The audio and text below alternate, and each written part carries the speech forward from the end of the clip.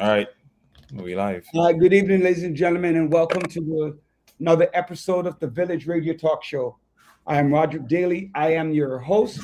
Joining me today is our executive producer, Andre Doman, fresh off his book signing event yesterday, and our co-host, John Sampson, Dr. John L. Sampson, joining us right here on the Village Radio Talk Show. Thank you, and please don't forget subscribe, send to a friend, but most of all, subscribe. Share with a friend. Most of all, subscribe.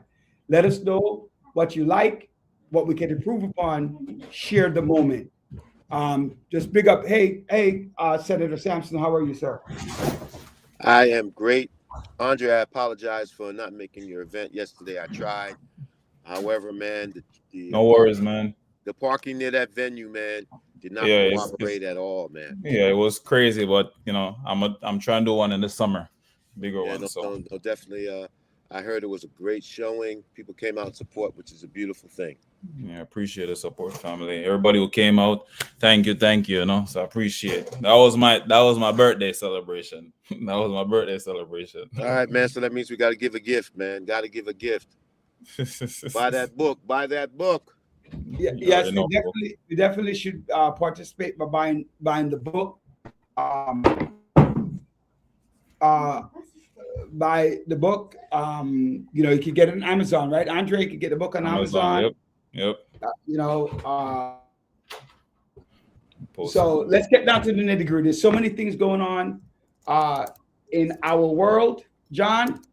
So many things. Let me just go through some of them, and then we just get to pick some apart. You have more than 2,400 protesters killed in Iran, right? U.S. to pause on 75 countries. The visa, that's a big deal.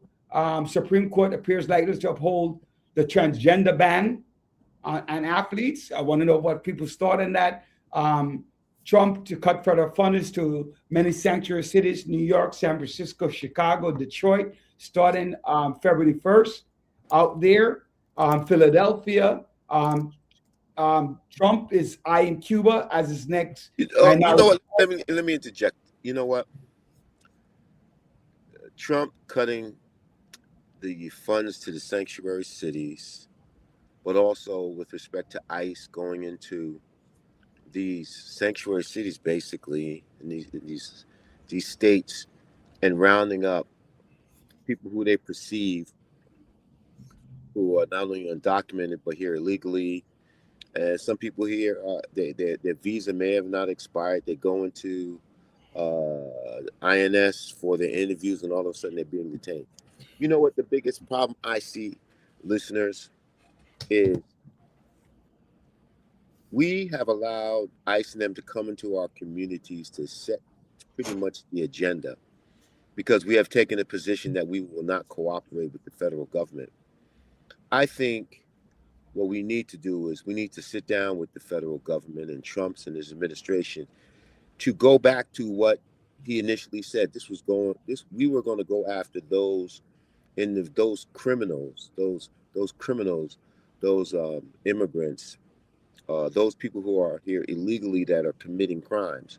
But what we have allowed to happen is we allowed them to come in and just not follow the criteria that they initially wanted to institute. He ran on saying we are getting those illegals who commit violent crimes out of the country.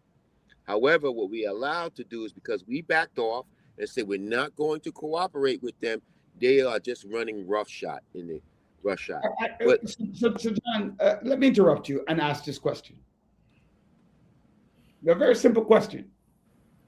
Hey, Dr. Brian, welcome to the village. Welcome. Hey, good evening. Question. Donald Trump has carte blanche, and the DHS, Department of Homeland Securities, they have carte blanche to do what they want, right? To basically give, I forgot the exact term, but absolute immunity to ICE agents, to federal agents, to arrest as they see fit.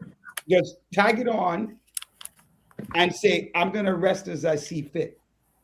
Why in the world, if I'm Donald Trump, why in the world would I want to sit at a table and have a conversation with you when I have the authority to do whatever I want? I need to give up my right. No, Roger. He had the authority because we gave him that authority. Yeah, that's the point. So why backtrack? But hold on. They are getting serious pushback. From whom? From the people, from all sorts of people throughout this country. But not their own. No, hold on. They are hold on. They're getting pushback from the people that changed the elections. Those independent voters, they are in an uproar with respect to what they see what's going on. They will all support of getting those illegals out of here who committed violent crimes. But now, when their nanny, who's from another country, who just goes into INS to just follow up on, the normal status getting held, they are being impacted. So it's going to show up in this year's election for sure. It is going to show up this year in this year's election if the Democrats play it right. But if we at the beginning did not take the posture, I'm just telling you, if we did not take I'm hearing you. If we didn't take the posture saying we're not going to get involved, we're not going to help you, you know what? I'm going to be at the table. Whether I agree with you or disagree with you, I'm going to be at the table to see exactly what's going on. And this is what happens, because if I was at the table, I said, I'm going to make sure you stick to what you promised. You said we are going after those illegals who commit violent crimes. So again, John, I'm going back to the question. Here is the question. I'm with you. I'm following your train of thoughts, right? But Trump's a narcissist. He believes that he has cemented his legacy as the greatest president ever in history. So the question becomes, and again, Dr. Brian, Andre, let John and I monopolize the conversation, chime in. But if I believe that I am the best thing since sliced bread, why do I want to roll back? Why do I want to give up, have a conversation with you? For what? I don't care. I'm the president. Because but because what is going on is not making him look like he's going to be the best president. Again, but does he care? Let me tell you something. Trump does care. Okay. He care about optics. He care about the optics. I'm telling you, he wants to be called, quote unquote, the best president the United States ever had. Okay, fine. So now, if you want to be considered that, what's going on with ICE, what's going on with Homeland Security, this is an absolute nightmare for a lot of Republicans. They are so nervous because of this. This is going to change the political terrain. That's why you have some of these Republicans. You know what? Okay, fine. You're not doing the Obama subsidies. Insurance rates going to go up. Now you're going to kill. Now you have Homeland Security killing people out there. You're killing a woman in Minneapolis has 3 kids. You're shooting another person.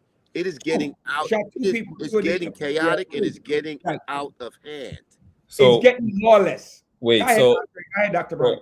I just got a question, really, considering, as you mentioned, John, that Republicans are terrified of just what's going on. Do you think that the elections or the midterm that are coming up is going to be, intense, or there's going to be a tight win of who gets House and who gets Senate? I believe the way, if this continues, the Republicans are definitely going to lose the House. Definitely going to lose both. I actually think they might lose both. They're going to lose House. It depends. As to the Senate, I need to look in depth and more as the candidates in certain areas. But for the House, because of what's going on, what's transpiring, you know what? And I got 2 other questions. You don't know what their failure to get those subsidies for the Healthcare Act. You don't realize how much impact that is going to have. When people see their insurance premiums skyrocket, I'm just telling you, people are going to be apoplectic. What do you, You think, know, Doc? What do you think, Dr. Bryant? What do you think, Dr. Bryant? I was about to say that. Yes, Dr. Bryant, you chime in. What's going on? Tell us what's up. I'm just shaking my head. All that you're saying, yes, I understand it completely. It is, but like John said, voters gave him the yes to do whatever. And then because we didn't go out to vote, because we decide, hey, you know what? And it didn't matter, eeny, meeny, miny, mo. Now, this is a disaster beyond repair. So it's just the beginning because you know what? Everyone he put in place, all his federal judges are like, yes, yes, yes, yes, yes to whatever he asked for. And now it's out of control. It's like a civil war You know, in the United States. John, Joanne, Andre, right? I love this topic. It's a healthy topic. By the way, welcome all villagers. Thank you for joining us. Please feel free to share, participate today. We have a big show coming up. We have the nurses on. There's a huge strike in New York City with a number of hospitals. So we have some nurses on later to talk about the issues. But let's go back for a second.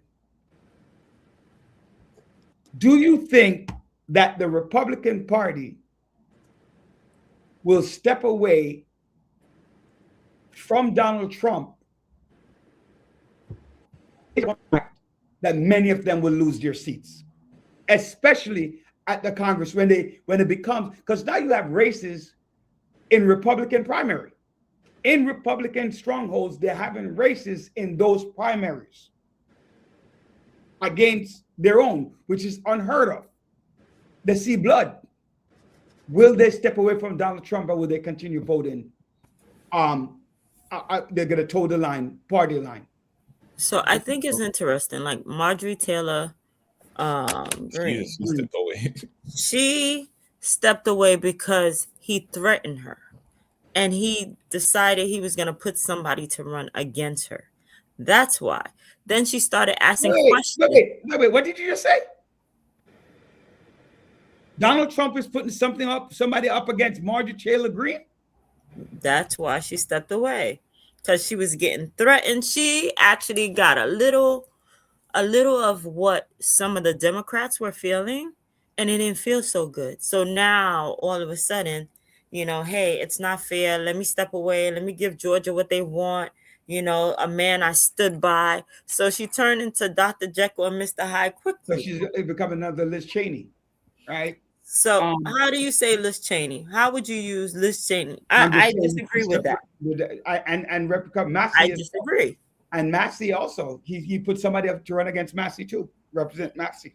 I like Liz Cheney, but Marjorie Taylor Greene did not care about anybody. She was pro-Trump all the way.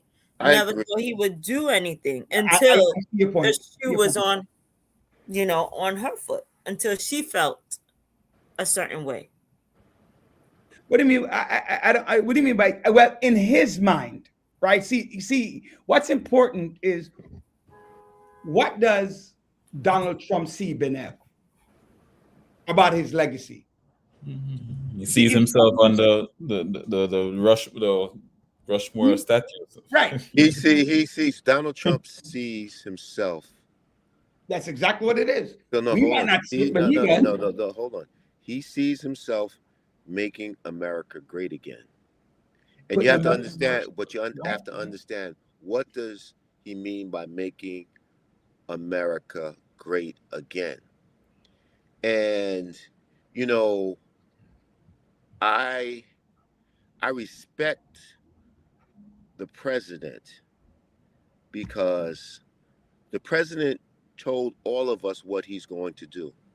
He told everybody what he was going to do. And you know what? He's doing it. However, we fail to engage, with this president. And as a result, we're going to suffer the consequences of what's transpiring at this point in time. You know what I'm saying? Roger, hold on. I'm asking you a question. I'm asking you a question, John, based upon what you just said. What? Do you really think that we failed to engage with him? I don't know that we fail to We engage. fail because we take a posture. We don't like him. We hate him. We're not going to sit down with him. We're not going to, you know what? Put all of that aside. I see what you're saying. So we fail to put all of engage. that aside. You know what? Oh, what okay. I can get what we- the point is. what issues that we can work on? You know what? Fine. The whole immigrants and those who commit violent crimes, we can work with together on that. However, we decided not to. And you know what? Runaway train, because we allowed Stephen Miller. Stephen Miller is the one who's running all of this. Stephen Miller, you got Noam. They are the ones who are running all of this. You know, they're the ones who are creating these policies, wants to make sure, you know, their ideology, they have their imprint on what's going on in America.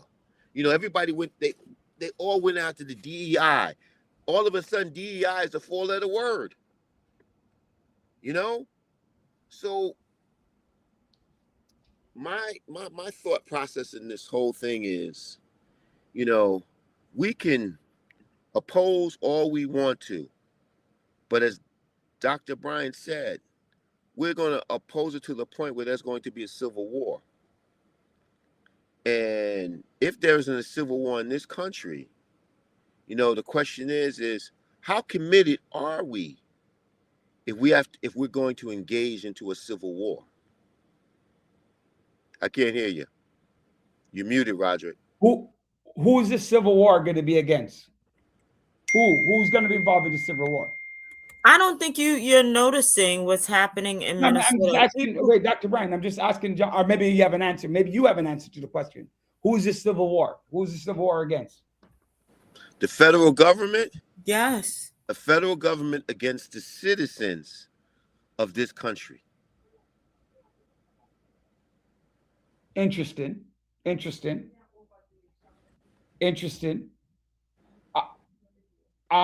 You know, Dr. Bryant, tell us, in your opinion, right? What you have some boots in the ground. I mean, we're in a sanctuary city.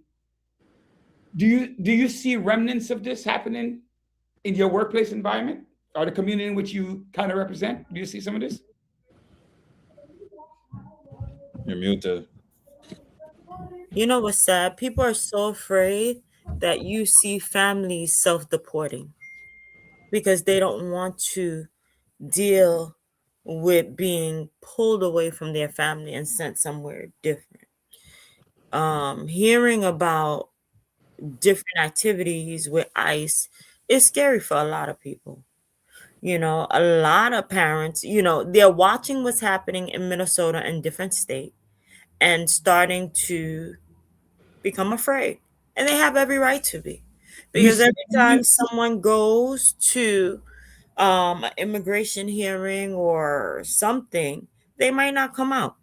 So that's the sad thing. Fear is driving everything. Fear. He thrives on fear. That's real. Threatening. It's like a bullying. Hey, retribution for what? When you tell people retribution, you're gonna feel you're gonna get payback.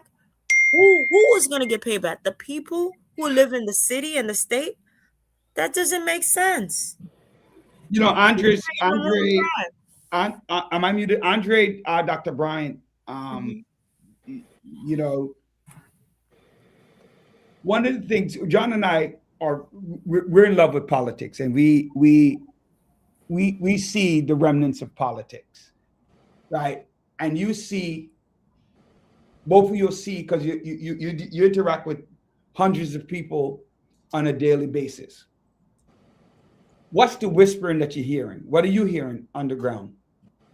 What are you guys hearing? And again, welcome all villagers, and thank you. We're just having a conversation around America, what America looks like, what are the possible ramifications coming up in June, September, October, November in this election. So we're just having a conversation, a real honest opinion-based conversation based on some factual trends that we have seen over. So you have your boots in the ground. You hear people talking. What are the whispers you guys are hearing?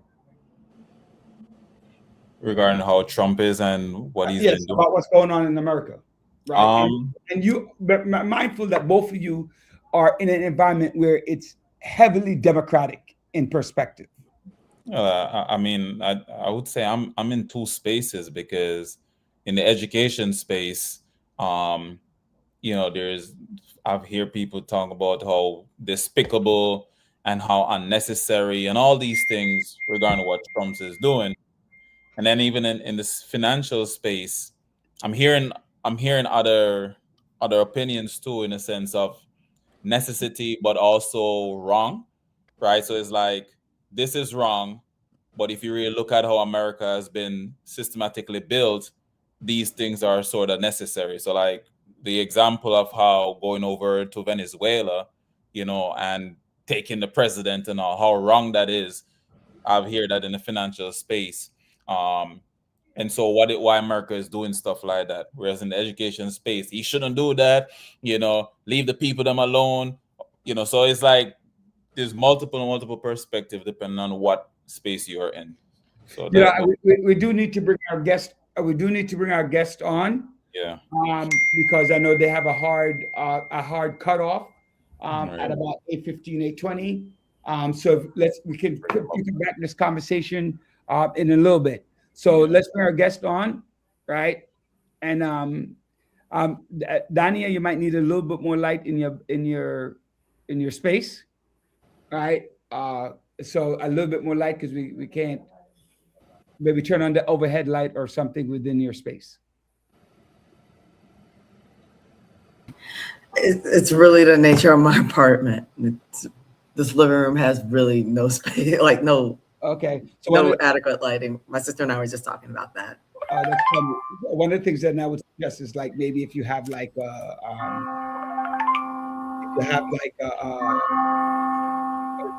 who's that?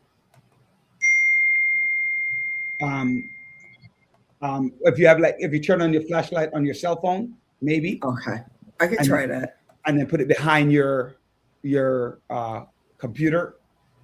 But your hallway look brighter than where you're sitting, believe it or not. So I don't know if you could put a desk in your, or put a chair, table in the hallway. I don't know if you're going to get disturbed or anything like that of the sort. Let's see. You said behind. A little bit better. A tad bit better, right there. Oh no. All right. Let me just double check. I just want to make sure I'm heard. Who are you expecting on the call? So I know who we're letting into the screen. Danya Munoz. She's also a part of the executive committee. My name's Darla Joyner. All right. And I'm also on the executive committee. Like we're Mount Sinai Hospital nurses, and we're on the picket lines together.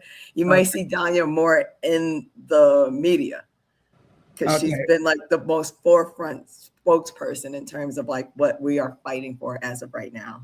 All right, I'm trying to get us on, so I'm trying to actually read the names at the bottom. Andre and Sophia, yes, thank you. So let's get it started. We only have a few minutes. I want to start off by saying I'm a union guy. All right, I want full disclosure. I'm a union guy. I believe very strongly.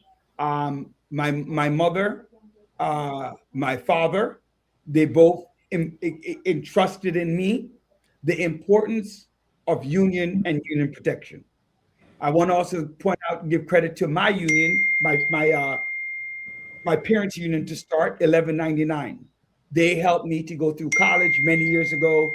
They provided me with scholarships to get to college, and they paid health care, health benefits, and the betterment. So I want to make sure that I acknowledge. And when I started working as a teacher way back in the mid-90s, I was dead set on putting an effort with the UFT, with the United Federation of Teachers. When I became an administrator, I continued that work with the Council for Supervisors and Administrators.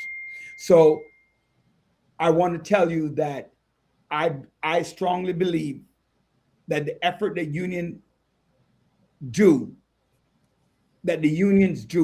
is in full support of the people you service. So nurses want what patients need. That's just the bottom line.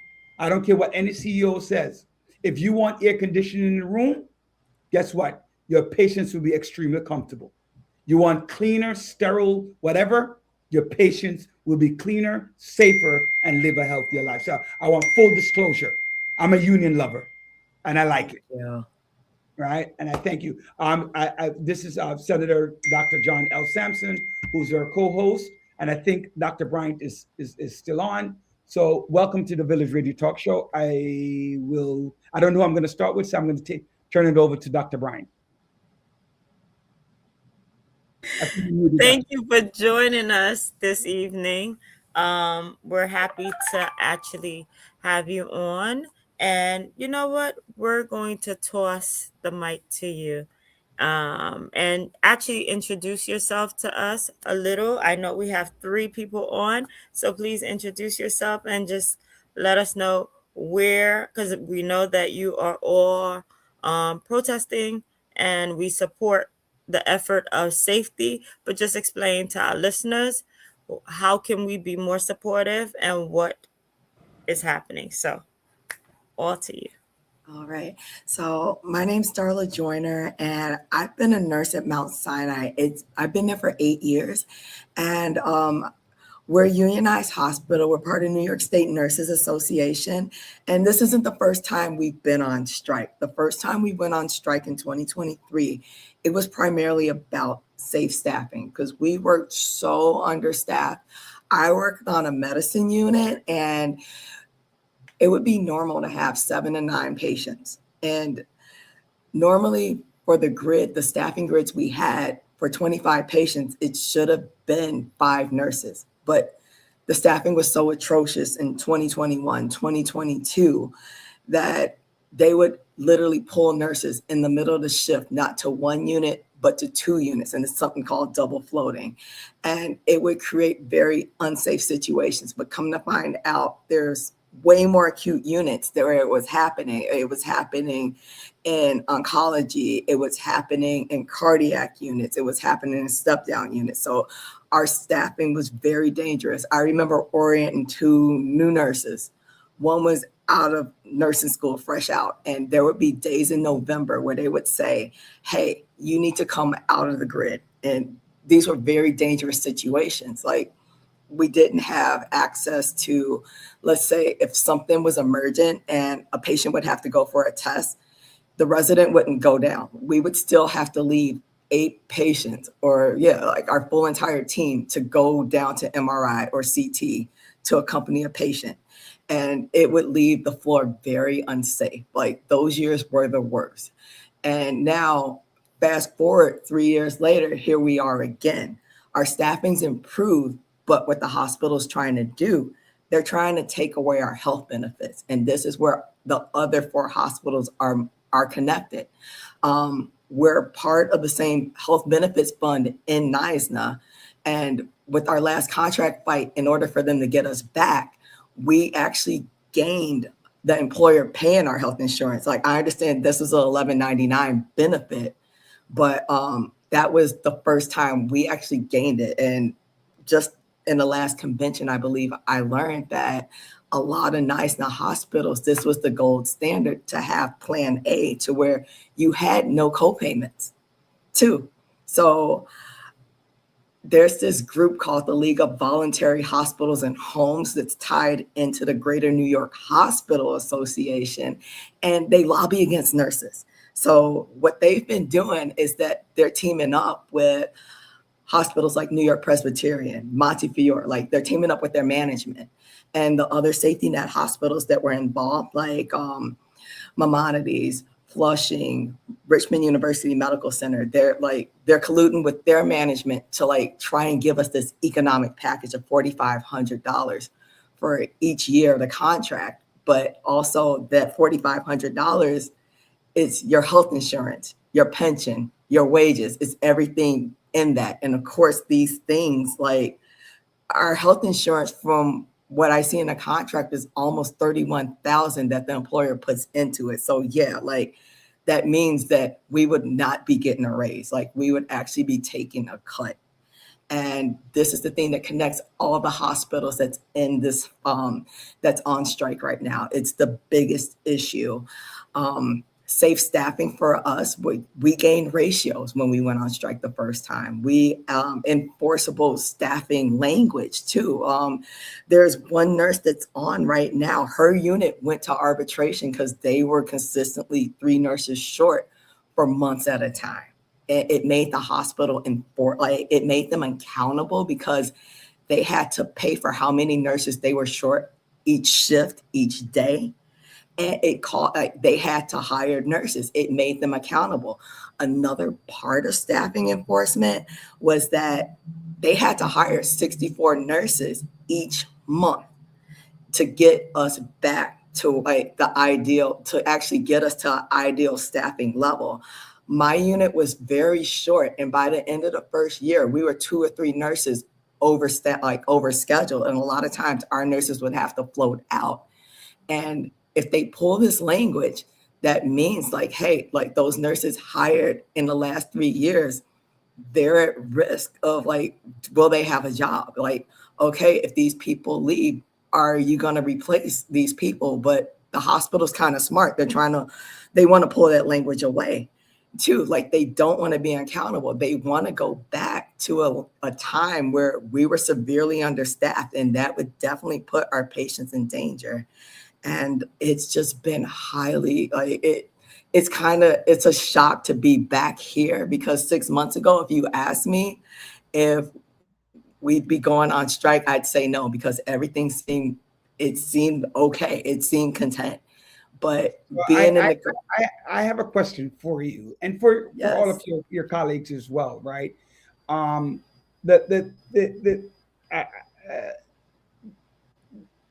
The CEOs at these hospitals are looking to ways to break you guys, right? They're looking for opportunities to break, and I like to call it union busting. You have these people coming in, they're giving them this large amount of money to come and work. How does that make you feel when they're telling you they don't have the capabilities of doing this? I mean, anybody on the panel can take the answer to that, but how does that make you feel knowing as you see the amount of raise and money that these people are putting out?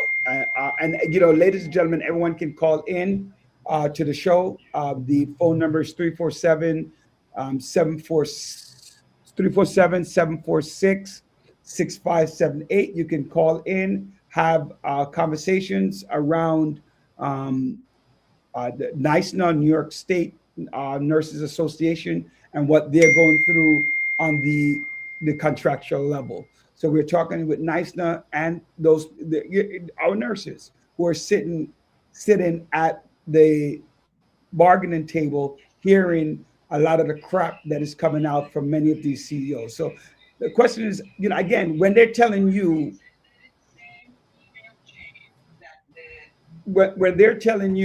that they can't afford it, they can't do this, and you see these things are happening, right? Tell us, anybody can answer again. Tell us what's going on through your mind as you see this happening. Can you guys hear me? I can hear you. I remember the first day I encountered it, it was a shock because there was rumors going around that a bunch of travelers were coming, and we hadn't given a 10-day notice. So I think that was the biggest shock. And that's probably when the disrespect really started setting in for me, because, hey, there's 4 orientees. No, there's 4 travel nurses. They said they didn't really say it was for a strike at first, but my manager had loose lips.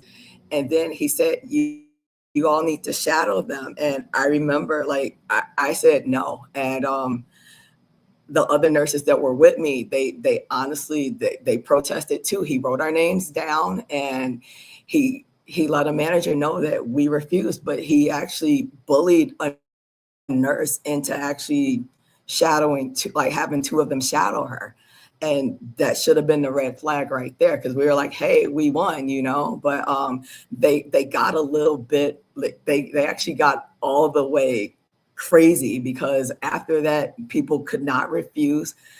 They were threatening discipline. Some nurses actually did get disciplined if they refused to shadow a nurse or precept. And it was a lot of intimidation factors that's been happening in those last 3 or 4 weeks where these travel nurses were there, because at first it was, oh, they're not here to work a strike. Then it started changing to they are here for the strike. Then they backtracked and said, oh, they're here for a surge. And it's cold and flu season, but you never see 250 travelers show up in 1 week. You might see 20 or 30. Like, it was a lot. And the rumors were coming in that, hey, you're getting 250 more week after week after week. Like, you're obviously preparing for a strike, but we gave no notice. And that was probably the biggest shock of it. It made it more intense.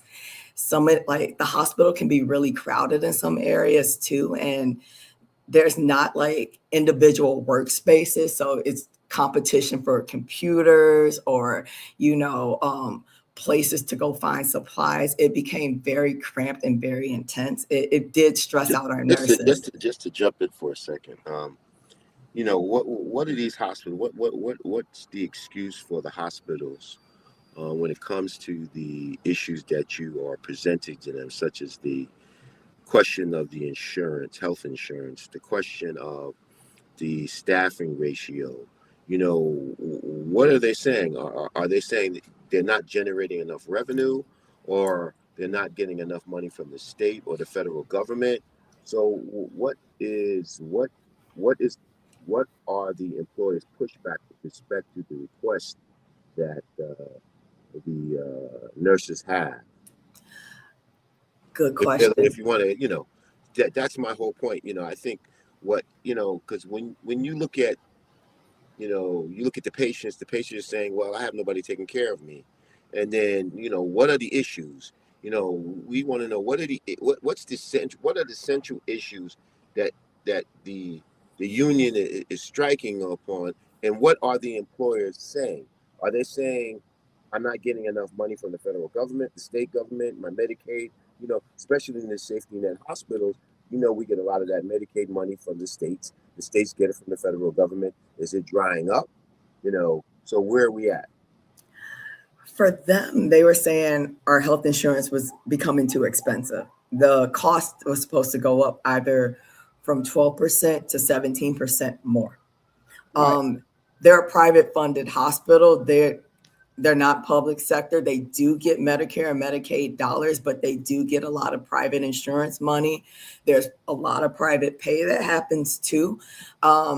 They cite the one big beautiful bill, but they wouldn't hurt like Metropolitan would hurt from it. They wouldn't hurt like Bronx Care would hurt from it. In terms of our staffing, it's one of those things where they're going to try and paint us as greedy, saying that we're asking for too much, but we're just asking for the bare minimum. How much in the healthcare, in the cost of healthcare, what are we looking at? What's the difference? What are we looking at in monetary amounts? In monetary amounts, by the end of the third year of the contract, our cost for health insurance, we would probably be paying almost $3,000 into it.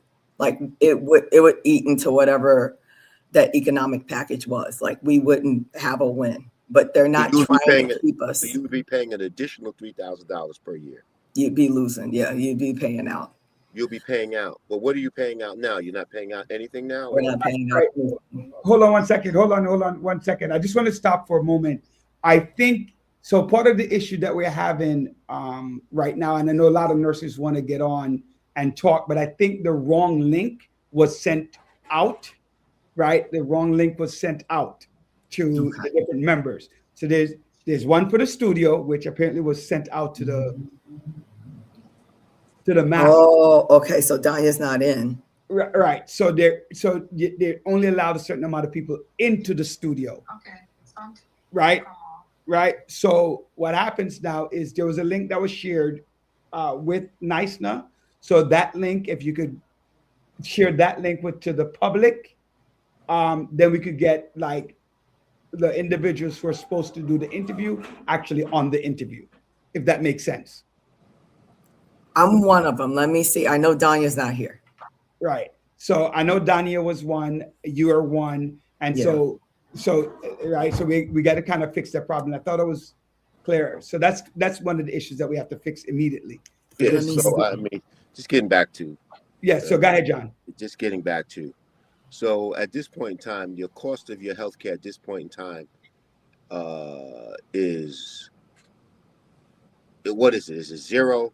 The hospital's contributing the what is the cost of the healthcare at Right this now, point? For the nurses, what is the cost of your healthcare? right now we're not paying, like with the previous plan, we weren't paying in anything. The employer was fully funding it. Okay, now the employer is fully funded in your healthcare piece. Now the employer is saying we can't fully fund it anymore, right? That's what they're saying. They're saying it, but like it's really like they're holding everything hostage in the same time. But they're saying they can't fully fund the healthcare anymore. Okay, and they're asking you guys to contribute what, $3,000 towards this healthcare piece. It changes through the year. It depends on, like, there's something I can look at, but yeah, the highest number was that third year where we would honestly, one year it's 2,900 and we'd get 150 in a wage increase. So if I'm if I'm the John Q. Public, right, and I'm saying to myself, okay, you're not the hospital, the employee's paying for all of the healthcare costs, and now the employer is saying, well, I need your guys to contribute $3,000 towards your healthcare cost, and everybody knows what the cost of healthcare is. You know, it's way beyond $3,000.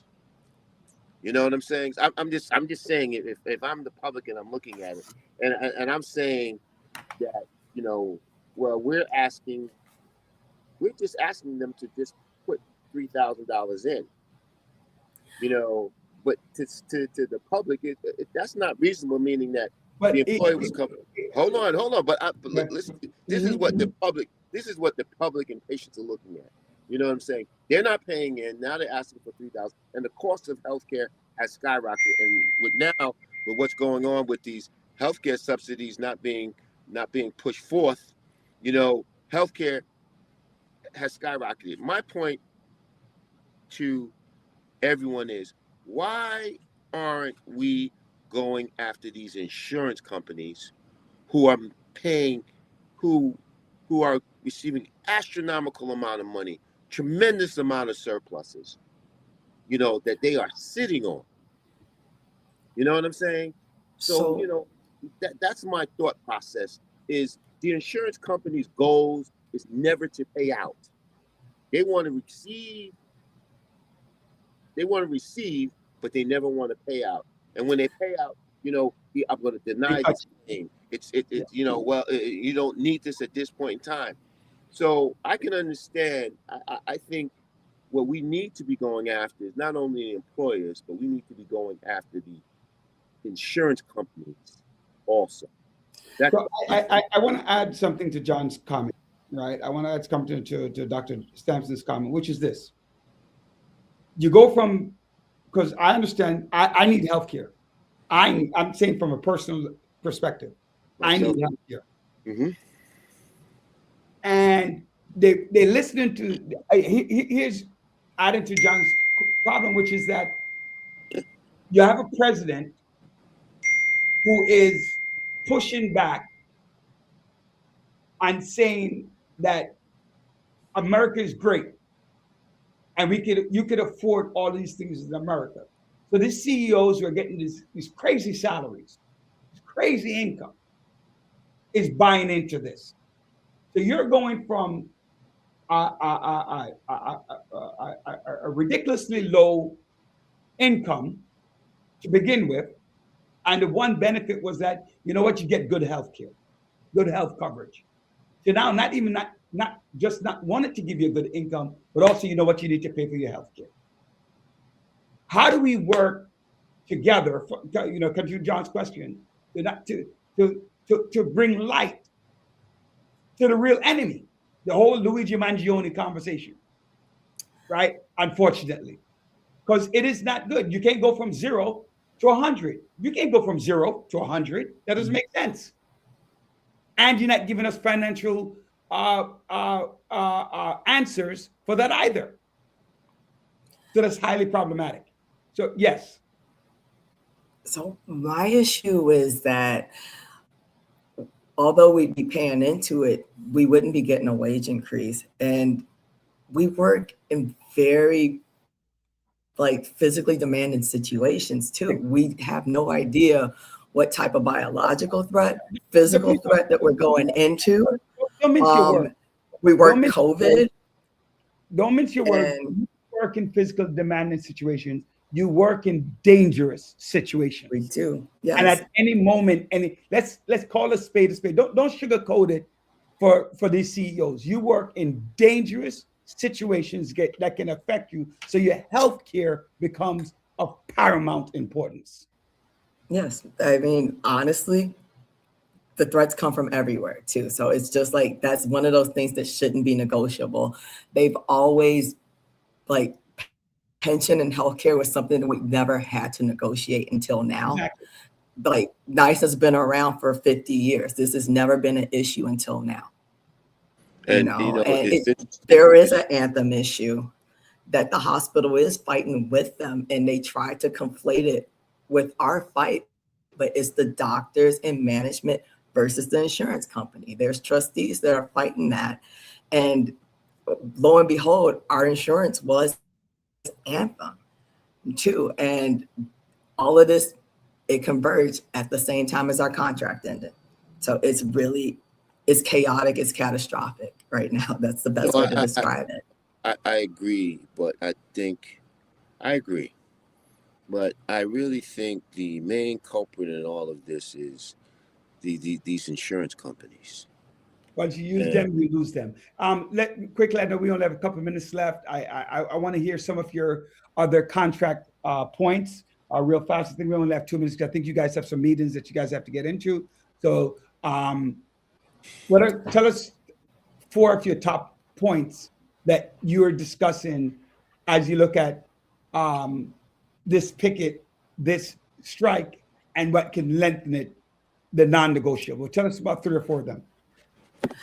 We talked about safe staffing. We talked about fair benefits, a safe workplace. As you know, we had a near active shooter incident in November, and the hospital really had to be on account, but still they don't want it to be part of our contract. We asked for increased weapons detection at all entrances. Right now, it's only at the emergency department. Increased visitor screening. These things are coming later in the year. I believe increased visitor screening is a system called CloudGate. It won't even be around until the second quarter of 2026. And the weapons detection, it will only be in effect in the fourth quarter. We literally had something happen in November. And it's just, they don't want it in our contract because they don't want to be held accountable for technology that could possibly change over the life of the contract. It sounds like they don't want the accountability, but also anything can happen any day from now too. Just last Thursday, you had an incident at Brooklyn Methodist too, where the patient made a knife out of a broken toilet seat. Wow. Really? And the police ended up having to shoot him. And it sounds I shoot him in the hospital? How comes this was missing? Shot him in the hospital. But you know what's interesting about this situation is this was he was a public servant. He was a police officer. He was a police officer, also a member of the FDNY. And I think he was 62 years of age. Mm-hmm. And, weeks before that, he was fine. But all of a sudden, something just happened. Something just happened mentally. So, that happens too. Yeah. I work on medicine floor. Anything can happen. Just a person can get really confused or really agitated. And they won't be like that a few hours before, or sometimes it's later to where you realize there's a change to happen. Yeah. But yeah. I think unfortunately, it was the worst thing that could possibly happen. Somebody died. I think in this whole thing, the healthcare piece, I would concur with you with respect to that. But I think the common, you know, the employer and the nurses, you'll have a common enemy, and that is the insurance companies. And there's a way in which you should be able to work together to really deal with those insurance companies. And the cost of these premiums and insurances they charge you is just ridiculous. The staffing has always been an issue from years I've been in politics. Nurses have always complained about the staffing ratio, the nurse to staffing ratio. This is a constant. Is that improved in some instances? But also when we talk about the, you know, yeah, you're working 12-hour shifts. Sometimes you're working 3-4 days back to back. You know, especially during COVID, it was extremely tough. So, you know, I think all those need to be taken into consideration with respect to, you know, the strike. And I think there can be some common ground, but I think the government also needs to get involved in this to really help you guys push back with respect to these insurance companies. I think that, to me, I look at them as Wait, John, is an interesting question, because some of the hospitals went back off strike, right? Because those are public hospitals. So can the government actually help you in your negotiations? And what They dropped their strike notice. That's what happened. They dropped their strike notice because they got funding from New York State. They got, I think, $2 billion in, and that was part of the condition. But they're on the picket line with us because our fight is their fight right now. They still don't have health benefits because large hospitals like New York Presbyterian and my hospital, Mount Sinai, they're the ones holding this up right now. They won't give rates because they said they want cuts. And yeah, it doesn't affect just the 5 of us out on the picket line. It still affects those 7 other hospitals too. What cuts are they looking for? What cuts are they looking for? They're looking for y'all guys to contribute to the healthcare. What cuts are they looking for? I'm hearing things like co-insurance. They're trying to remove spouses. What else? In terms of drugs, like the specialty pharmacies, they're trying to limit. I didn't realize how much of health insurance other people use, because I know the few doctors that I go to, but there's a lot of people that they have conditions that they need the health insurance for. There's a lot of nurses that get physical therapy. Like, thank God I haven't had a strain or a sprain so bad or something happened to my back, but there tends to be loopholes you have to get through to get physical therapy too. And that's crazy because, hey, we're lifting and pulling left and right. There's ways we use our body. So it's just like, it's one of those things you don't realize how much of the value of it's there until it can be gone from you too. And the extra cost is associated with that. So I had a whole bunch of questions. How much do we have here for more time? Because we have a few questions here as well. And you know, the audience at large is with you. They're supporting you in this effort. I don't know. Do we have you for so much time? I know you guys had an 8:30 meeting. I don't know how much time do I have with you. It's 8:30 now. I can stick on for a few more minutes. I think Danya's actually hosting that meeting. Oh, okay. Matter of fact. All right. So what messages do you want the public and policymakers to hear about the realities of nursing work, right? And what this strike means for the future of healthcare in communities like yours, like the one that we represent, where Montefiore is in the Bronx, where I don't know which is it, the Mount Sinai in the Bronx or Mount Sinai in Brooklyn, or both, right? I know there's 1199 and one in Brooklyn as well, but I'm not sure about that. So what do you want the public and policymakers to hear? You have policymakers that are listening to the show who hear what's going on. We hear the John Q. Public. Tell us what message. Tell me the message.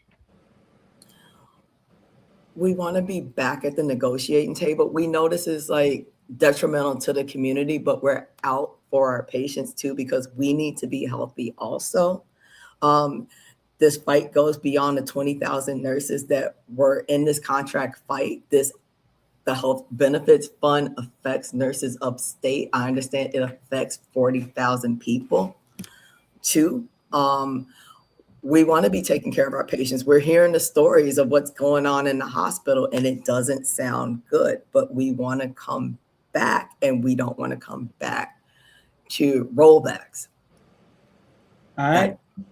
From your experience, what solutions or changes do you believe would make the biggest impact on improving working conditions and patient outcomes? Long-term, short-term, staffing ratio, protection, support system. You mentioned some of them, so any that you might have left out. Let's see. The ratios work. I over the last 3 years of the life of the contract, I've seen where safe staffing does save lives. I worked on a unit where you didn't have a nurse without an assignment, and we were able to implement that over the last year and a half to where you had that spare set of hands. So it's like, hey, I need that IV, I need a new IV, or somebody do an EKG for me. You have that help too.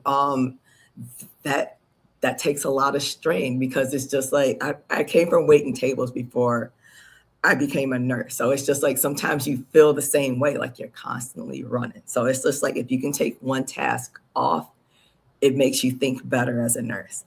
And safe staffing is really like one of the things that we have to hold on to, because it does make the patients happier. I mean, I feel like I get to know my patients better too. And sometimes, especially with family members, sometimes their info helps. And there would be times when I had 8 or 9 patients, I couldn't have those interactions, or you didn't have that trust too. And it feels like it's easier to have patients and family members trust you, because you can take your time with them. Or if there's a problem, you could truly solve it. I went back to the hospital last week and earlier this week, and everybody knew my names, like cheers, like it was personal. So many hospitals have brought in temporary, we spoke about that a little bit, so I don't want to touch on that a little bit more. Talk about morale. How has this strike affected nurse morale, occupation morale, patient morale, those things that you talk about morale? On the picket line, everybody has this great energy, but when there's times to actually meet and plan, like the reality of being on strike comes out. You hear the stress, because it's just like, well, what's happening? What's the next move? And that's always where it's just natural. Like that's where people's minds are going to go to, because the last strike only lasted 3 days. And yesterday, towards the end of day 3, we hadn't heard that management wanted to come back to the table until almost 5 p.m. So it was just like, where is this going? How is it going? So now we have a negotiating date tomorrow morning too. So it's just like, there's more optimism too. It's just the duration of it. I know it rings in people's minds. You asked about the travel nurses. I know it was creating hostile environments on multiple units too, because managers were intimidating nurses to train them too.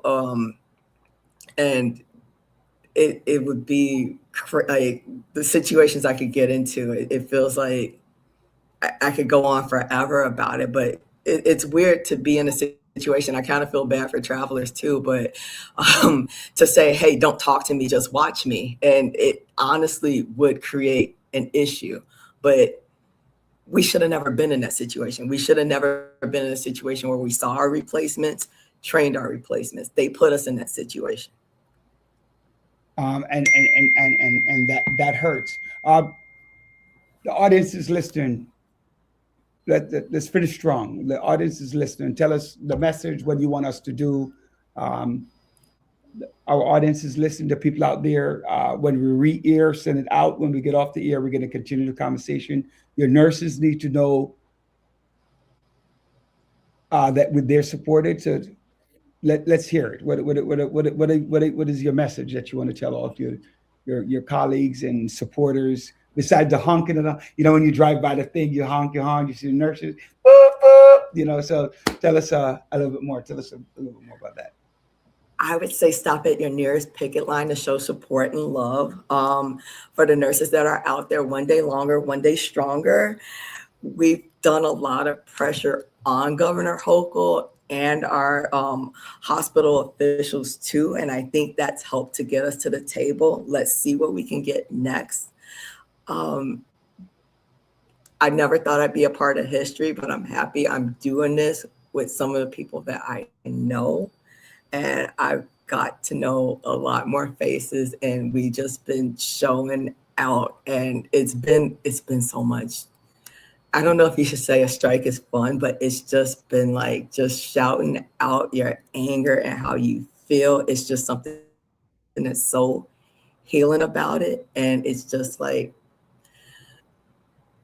I hope we realize everything we had to value and it can be lost in the value of our union and what keeps us together and united. And we keep fighting for it because everybody's watching us. They're trying to see what happens because this can possibly happen to them. The ripple effect, absolutely. John, you have any parting questions? And my parting questions is, definitely the solidarity is there. However, we really need to understand the impact these insurance companies have on these hospitals and the nurses and everything else. So, they are the common enemy here. And we really need to go after them. That's my point. Deirdre wrote that the CEOs are making $4,400 a day. I think the CEO of one of those hospitals is making $2.75 million. Right? I'm never hating on a person who makes his or her money, but I hate on a person who decides that you're making your money on my back. Right? And so I have a problem with that. Darla, thank you so much for joining us today on the Village Radio Talk Show. You're there. You have our support. You have the Village Radio Talk Show support, and all of us. Because you know what, si se puede, right? Yes, we can do it. And one for all and all for one. So thank you so much, and good luck, guys. Right? Good luck in negotiations. Keep the fight strong, and everybody knows that you're supporting them. So thank you so much for that. Thanks for your support, guys. Have a good night. All right, take care. Enjoy your evening. John, when you really think about all of the different ridiculous salaries that these CEOs are making, and how they're being greedy at the negotiation table to keep the money in their pockets, it is truly heart-wrenching when you really think about Roger, you're saying that because we're on this end, but you know what? You don't know what the cost of it is to run these hospitals, and dealing with the insurance companies and dealing with the governments, dealing with the Medicaid payouts and things like that. So, of course, in your business, you want to make money, but at the same time, the main culprit here is our insurance companies. That has a lot to do with it. John, I do agree with that point, right? I do, because we see the effect of New York State. Because I'm not going to prize someone if they're making X number of dollars. That's not the point. No. So there are two issues that we have at hand, right? Right. The question is, you're saying you're denying me a pay raise while you're not denying yourself this large exorbitant amount of pay. That's one issue. The second issue is the insurance companies, right? The healthcares of the world, insurance company, period. Once you use them, they let you go, right? And they want to let you go, saying you only have us in name only, right? So once you use us, we want to get rid of you, right? You only have us in name only. That's an issue. That's an America problem. That's a federal government, Donald Trump, head of state problem that says you can't keep getting rid of people or overcharging society because you don't want to pay out.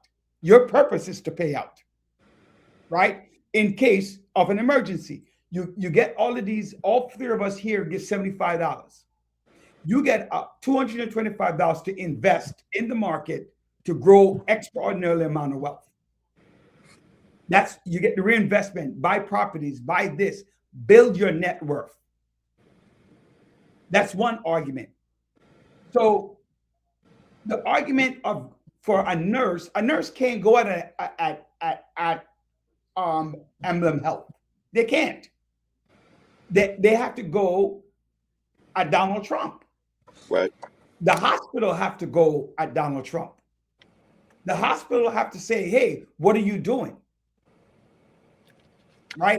So it's really unfair, right? It's really unfair of the expectation of the employees to be concerned with the health insurance because they can't do anything about it. Right?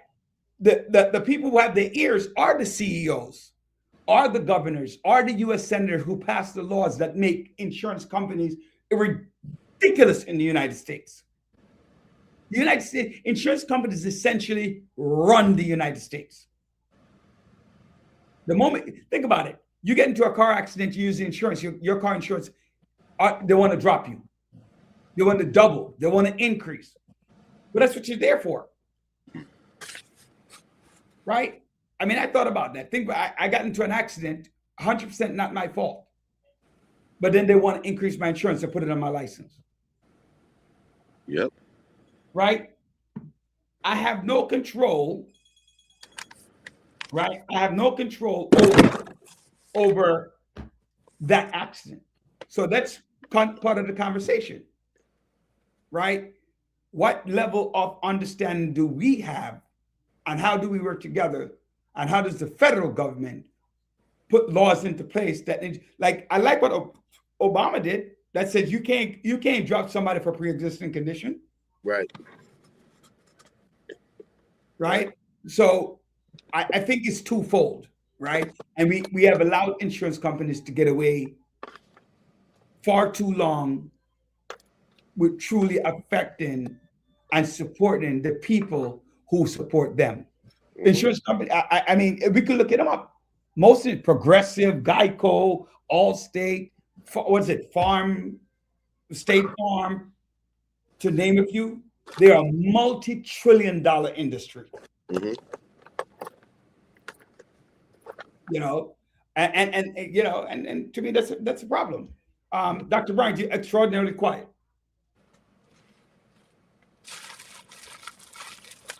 I was waiting on you to finish. I understand.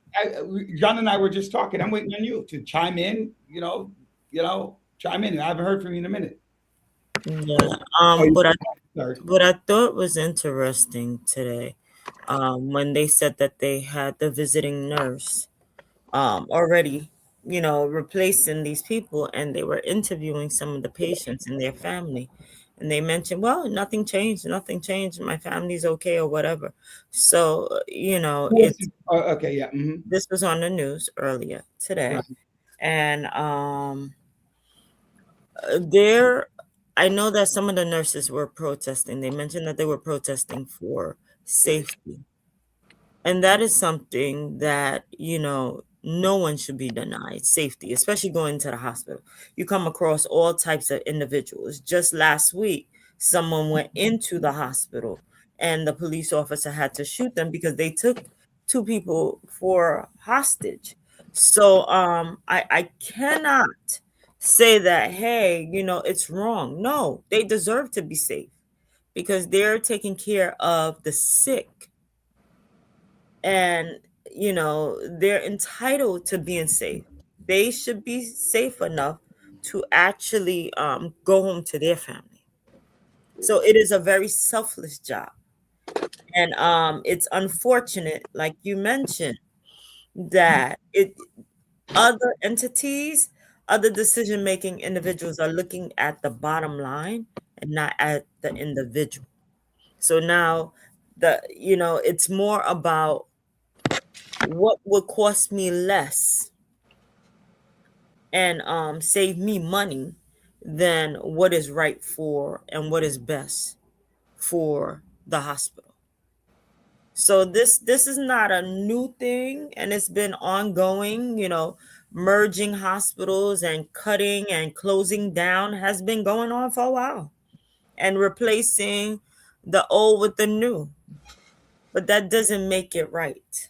That doesn't. And the thing is, with the price of insurance going up, it's progressively, people need to speak out, need to say, hey, enough is enough.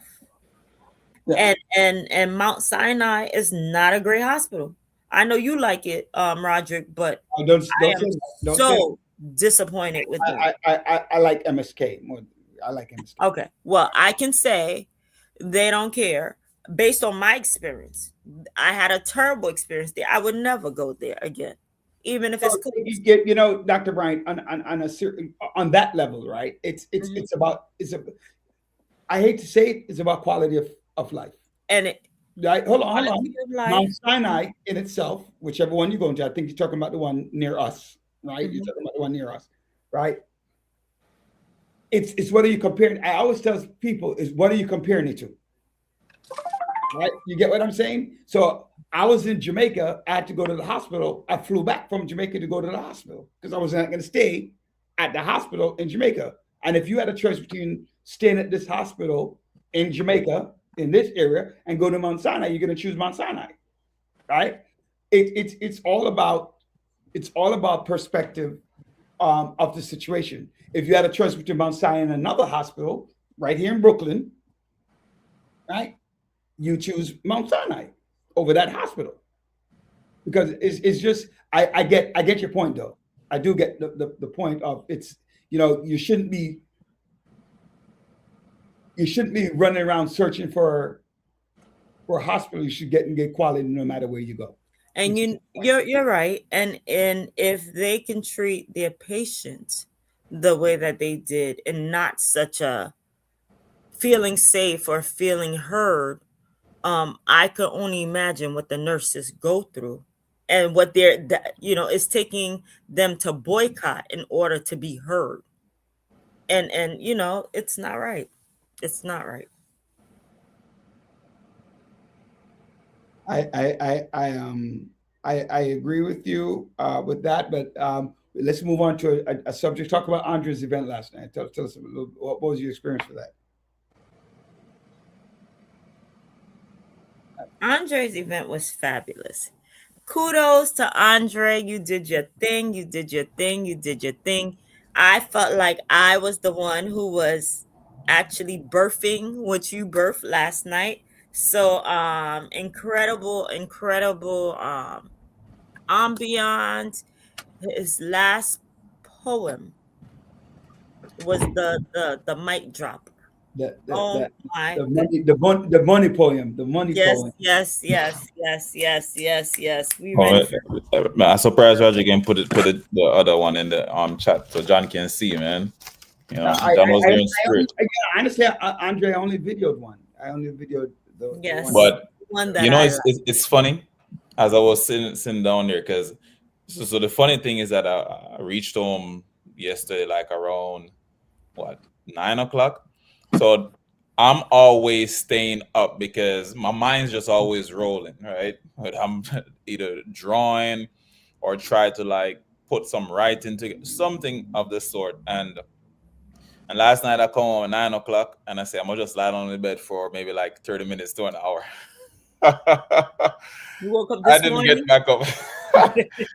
I was done, but I was just sitting down here, even just thinking how trying to like organize some stuff, just count, see how kind of like set up my Excel, see how much books and all that. And I started thinking like, reason why I even talk about the investment stuff like that is that I think of it as like Robinhood, not the app, but just Robinhood really, because you have the companies, the people that we get hurt by the companies in a sense. Like you got someone who's go out there and try to shop, you get crazy tax, you get tax here, tax there, tax everywhere.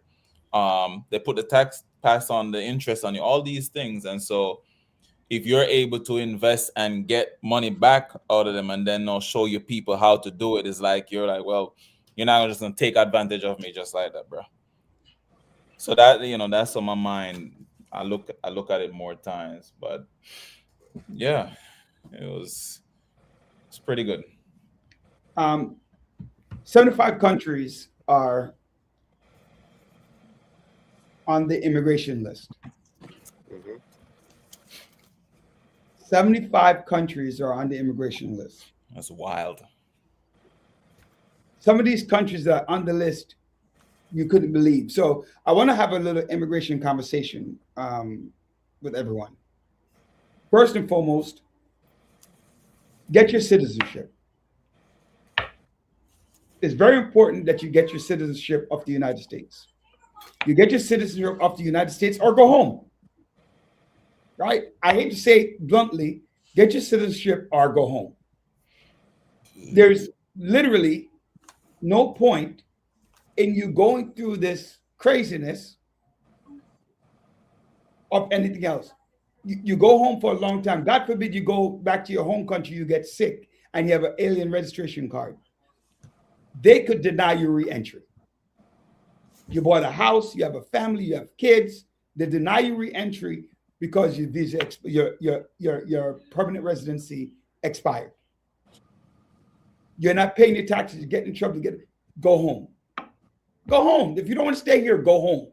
It's just not rocket science.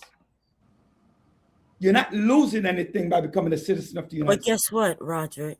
Nowadays, people who are applying for citizenship, they're denying them at the house where they're about to be sworn in.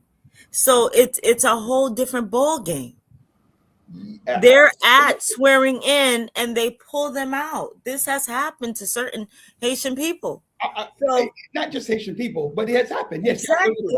So here it is. You're telling people, become a citizen, but guess what? That's being blocked too. Well, there you go. I would say having obstacles. I wouldn't say block, but I would say having obstacles. You're right. No. At all level. Block. You're right. Yeah, but at the same time, you have people in this day and age. Oh, I'm not interested in becoming a citizen of the United States. Why are you here? Why are you here? Seriously. I don't know. 75 countries on the list. Now you're upset that I'm upset that Jamaica is on the list. John, your country's not on the list. Thank God. Maybe it's because of the oil. Right? Maybe it's because of the oil. But, Jamaica, Haiti. I was like Barbuda. Antigua and Barbuda? Seriously? On the list? I could see some. I could see a couple of them. And what's these lists for? What's the list? There's 75 countries where they're stating that they're not eligible for a visa. Like they're going to stop their visa. I'm gonna tell exactly what the narrative is in a second. I'm just telling. This is Stephen Miller at work, man. Yes, it is. Visa processing for nationals, just visa processing overall. Right. Oh, Stephen Miller. Right, your permanent for your alien registration card, your visa, the lack of ability to unite families. That's part of the problem, right? It's Project 2025 in its making, right? If you look at, I'm trying to find. I did send the list out. Let me see. Did I put the list in the chat? I didn't see it. Oh, here it is. It's in the chat. Sophia put it in the chat, right? So if you look at the list, Afghanistan, Albania, Algeria, Antigua. I'm surprised Russia is there. Right? A lot of African and Central American, many African and Central American countries are there, right? Central and South American countries are there, and Muslim countries. So it actually does show a lot of racism, right? A lot of racism that exists in the United States, Brazil, Burma, Belarus, right? Belize, Barbados, Bangladesh, right? Ethiopia, Fiji, Gambia, Ghana, Grenada, right? What's this? Rwanda, Togo, Tunisia, right? To name a few, right? It shows the racial makeup of the United States, the religious biases of the United States. It shows it, right? So, like you said, John, Stephen Miller in the making. Oh, Stephen Miller. Oh, Stephen Miller. It's unfortunate, but true, man. And it does not have to be like that, you know? What do you say for all those people who are like gung-ho Trump now? What is your response? And John? Wait, what? That their countries on this list. I'm not talking about everybody. I'm talking about the people with their countries on this list. Well, I mean, my villagers. This is what the president said. And I can't, you know, the president he indicated to everybody this is his policies and this is what he wants. People voted to have him in office. So it behooves us at this point in time, you know, we can do all the pushbacking that we want to, or we can say, you know, this president is a deal maker. And sometimes you have to sit down and make a deal. Deal maker with whom? Let me tell you something. You can make a deal with this president himself. You can make a deal with him. President Trump, I would like to make a deal with you. And go to President Trump and say, hey, this is what I see. This is what's going on. All right. So I'm sending it out there. President Trump, Roger Daly from the Village Radio Talk Show would like to make a deal with you. No, you know, I think President Trump, you said, I'd like to sit down and talk to you about some of these issues that we have. Some of these issues that I think you need to look at a different perspective. You don't have people just giving him a different perspective. And let me just tell you something. Trump didn't get where Trump did not become president of the United States by being closed-minded. You know what I'm saying? You have to be very, very smart to become president of the United States. Exactly. That's the thing I think people miss even when he does certain things. People say, "Oh, this man don't have no sense and all that." You have to have some sort of sense. True, Andre. Huh? I agree with you, Andre. It's like when people talk about it's just like Mamdani. People talk about him idiot and this and all that. Same thing with the president mayor. Everybody talked about that, but that mayor, he stuck to his theme. He stuck to it. He never got off the point. Mm-hmm. Affordability, and he took the affordability issue from President Trump. Mm-hmm. I told people he did the opposite of Trump. He spoke about the same exact, almost not the same exact, but pretty much the same on opposite ends. Correct. Far left versus far right. Mm-hmm. Yep. Right. Well, right. So you know, John. Well, not John. Andre. Yeah. Happy birthday to you. Happy birthday to you. I was early. Oh, shoot, it's 9 o'clock. Oh my yes, God. It is. That's why we're wishing him happy birthday. Oh my God. We're having a good time. Yeah, I didn't realize that. Ian, first of all, Ian Bryan. Yep. Happy birthday. Today's our cousin's birthday. A lot of January birthdays. Bless. Yeah, so bless up Ian, Andre and Andrew. Crampy, whose birthday was Saturday. This Saturday coming up. No, Saturday No, past. Crampy's past birthday. Saturday. Andre's birthday is this Saturday. Yes. Crampy's birthday was Saturday past. Today's Ian's and Andrew and Andre share the same date. You know, the amount of January that's here, man, It's it's in our family, crazy. Yeah. So happy birthday to you, Andre. Thank you. Great event. Sorry we didn't get to all the issues, but America, wake up. Nurses, we're with you. America, wake up. Stop blaming Trump for everything, because either you voted for him, Happy birthday, Tiffany. right? Oh yes, and happy birthday, Tiffany, as well. I forgot. Hey, yes. Tiff, always. Bless up, Tiff. Right.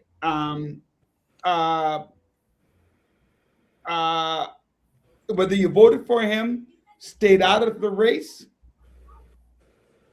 right?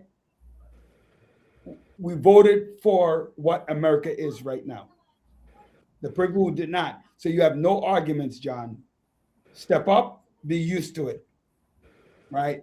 God bless you. Please continue to share, like, and participate on the Village Radio Talk Show.